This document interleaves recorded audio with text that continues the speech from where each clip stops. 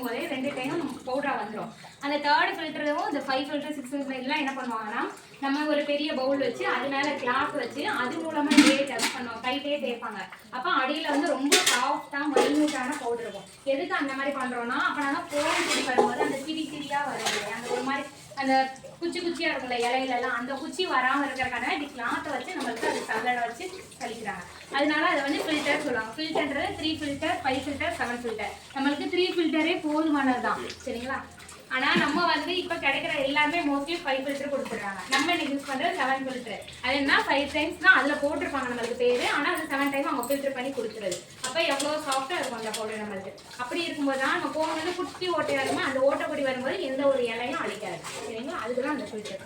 Second வந்து இப்போ நீங்கள் என்ன இதில் ஆட் பண்ணாலும் இது ஒஸ்டானதை எடுத்துட்டீங்கன்னா அவ்வளோதான். நம்ம என்ன ஆயில் மிக்ஸ் பண்ணாலுமே கலர் வராது, எதுவுமே வராது.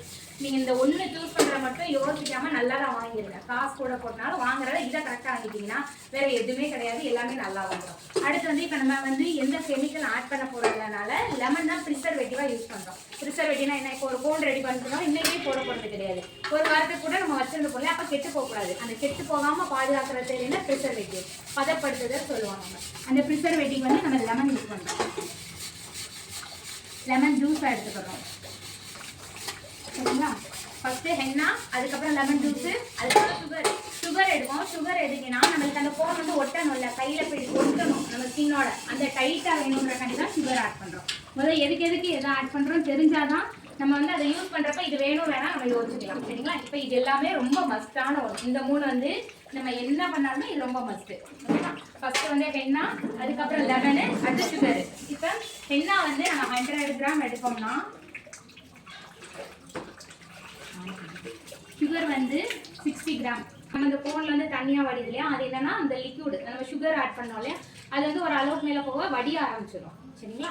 அந்த சுகர்னால என்ன ஆகும்னா கையில் ஸ்டிஃபாக நிற்கிறதுக்கு கோன் வந்து நம்ம போடுற கோனு அப்படியே கோடு மாதிரி போகிறீங்கன்னா அப்படியே நிற்கும் அந்த இடத்துல. அதுக்காண்டி இல்லாட்டி அது என்னன்னா ஒரு ஸ்ட்ரக்சர் இல்லாமல் குழஞ்சு வரும் அந்த இதுக்காண்டி.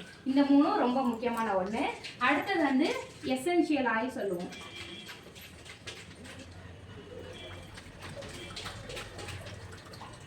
இந்த ஆயில் வந்து நிறைய டைப் இருக்குது, சரிங்களா?